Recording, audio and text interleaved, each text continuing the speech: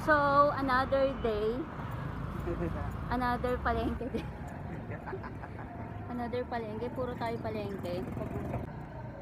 Hello guys.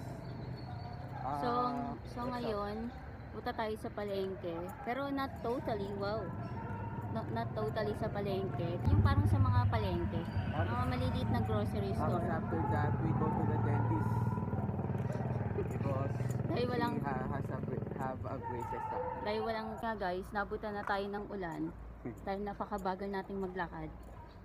Pero malapit lang naman yung yung pupuntahan namin. Mga 5 minutes walk. Bibili lang tayo ng